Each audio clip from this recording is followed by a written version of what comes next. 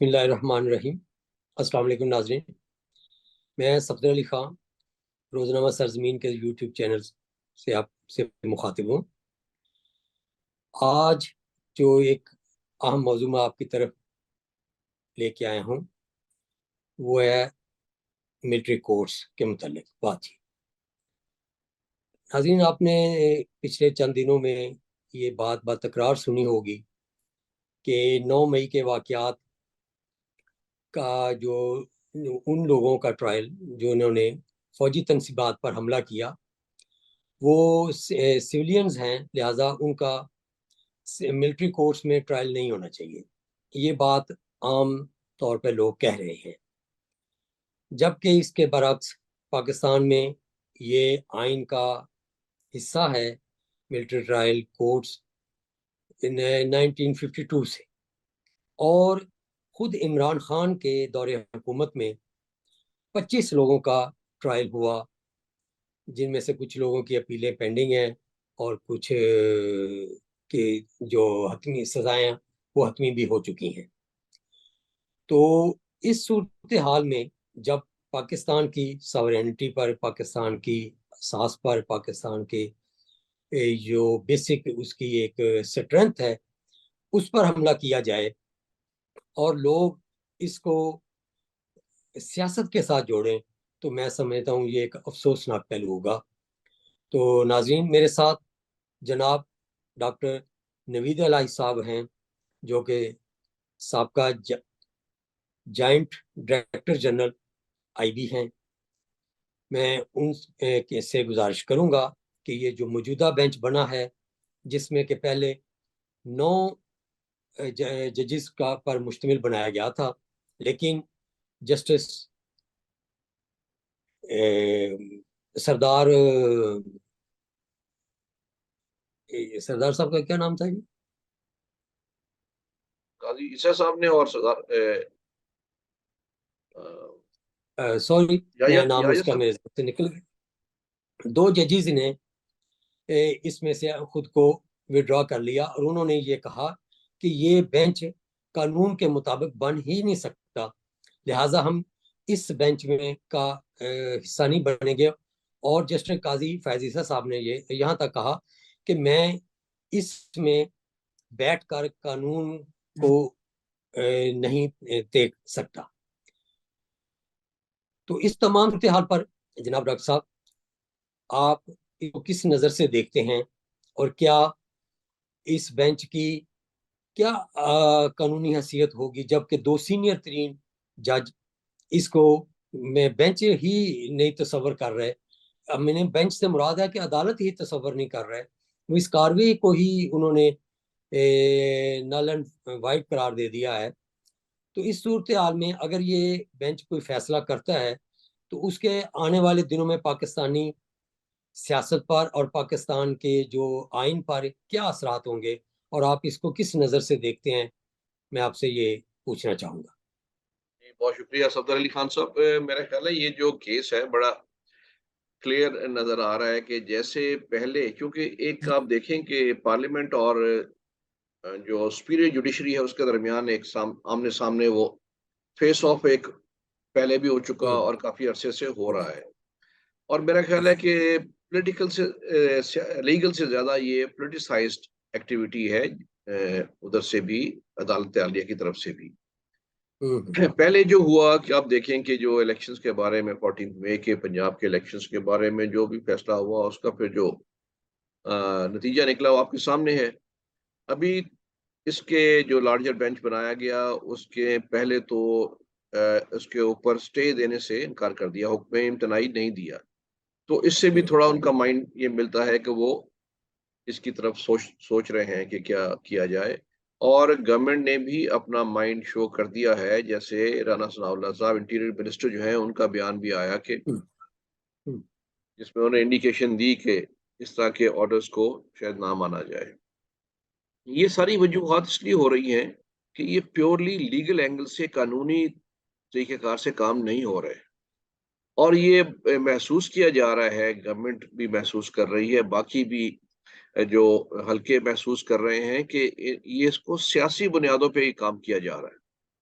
تو اس لیے ظاہر ہے کہ جو ایک اس کی فیصلوں کی توقیر ہوتی ہے اور اس کا جو اثر ہوتا ہے اس میں کمی واقع ہو گئی، اور یہ خود بھی محسوس کرنا چاہیے عدالت کو، چونکہ دیکھیں کیس چونکہ سب جوڈیس ہے، میرا خیال ہے منڈے ٹیوزڈے کو اس کا فیصلہ ہو جائے گا، اور وہ بھی بڑے اس کو کلوزلی ریڈ کر رہے ہوں گے، پارلیمنٹ تیار ہے اس کے لیے، اور یہ ہر صورت جو ملٹری کورٹس ہیں ان میں کیس چلنا ہے۔ اس کی وجہ یہ ہے کہ جس طرح کا یہ کام ہوا ہے، جس طرح یہاں پہ انتشار پسندی، گھراؤ جلاؤ کیا گیا ہے، اور منصوبے کے تحت اہداف کو، عسکری اہداف کو، امارات کو اور املاک کو اور ریلکس کو اور شہدا کی جو تین نشانیاں ان کو نشانہ بنایا گیا ہے، تو میرا خیال ہے کہ اس کے بعد کوئی کسر رہ نہیں جاتی ملک میں مزید انسٹیبلٹی کریٹ کرنے کی، انتشار کرنے کے لیے، تو اس لیے اس کو روکنا تو ضروری ہے، اور جنہوں نے کیا، میرا خیال ہے کہ جنہوں نے سامنے آ کے کیا، جنہوں نے پلان کیا، وہ زیادہ امپورٹنٹ ہے۔ تو میرا خیال ہے کہ ان اینی کیس یہ جو ملٹری کورٹس ہیں اس میں یہ کیسز چلیں گے۔ جی ڈاکٹر صاحب، آپ نے بہت درست بات فرمائی ہے کہ جنہوں نے یہ پلان کیا ہے اصل مجرم وہ ہے، اور یہ ایک دفعہ پاکستان میں ایسے لوگوں کو جو کہ طاقتور لوگ ہیں اور جو اپنے آپ کو قانون سے بالاتر سمجھتے ہیں، اور وہ یہ سمجھتے ہیں کہ ہم کوئی بھی ایکٹ کر سکتے ہیں یا کروا سکتے ہیں، ایک دفعہ ان کو قوم کے سامنے ضرور ننگا بھی کرنا چاہیے اور ان کو کٹہرے میں بھی کھڑا کرنا چاہیے، تاکہ لوگوں کو یہ اطمینان بھی ہو کہ بھائی قانون ہم سب کے لیے ہے، یہ نہیں ہے کہ ہمارے لیے، غریب عوام کے لیے یا ایک عام فرد کے لیے، ایک عام شہری کے لیے قانون اور ہے اور طاقتوروں کے بالکل لیے نہیں، قانون بالکل اور ہے۔ دیکھیں میرا خیال ہے، دیکھیں یہ بہت صفدر ضروری علی خان بات ہے۔ صاحب، یہ آپ یہ جو ہے نا، ایک قانون کسی کے لیے اور دوسرے کے لیے اور، یہی وجوہات ہیں جس کی وجہ سے اس طرح کی عدالتوں کی طرف جانا پڑ رہا ہے۔ غریب آدمی تو شاید سائیکل بھی چلاتا ہوا ریڈ لائٹ کراس کر لے تو اس کو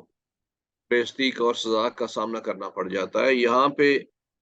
ملک کو آگ لگائی ہوئی ہے، اور اس کے اوپر ضمانتیں اور ان کو ریلیف اور گڈ ٹو سی یو، تو ظاہر ہے کہ پھر اس کا کوئی نہ کوئی توڑ تو نکلنا ہے۔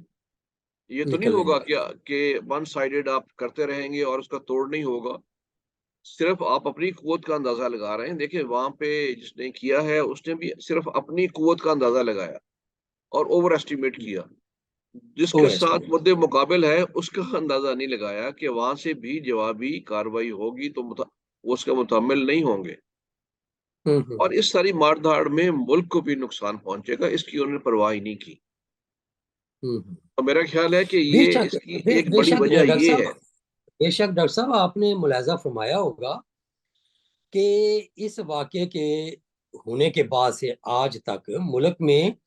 کاروباری سرگرمیاں بھی ماند ہیں، اور لوگ ایک بہت زیادہ گفتگو کی صورت میں کام کر رہے ہیں کہ جی آنے والے دنوں میں ہمارے ملک کا کیا صورتحال پیدا ہوگی، جی اور جب تک ہم کلیئرٹی کے ساتھ اپنے ملک کے نظام کو، ایڈمنسٹریشن کو کسی ڈگر پہ نہیں لے کے آئیں گے، اور لوگوں کو یہ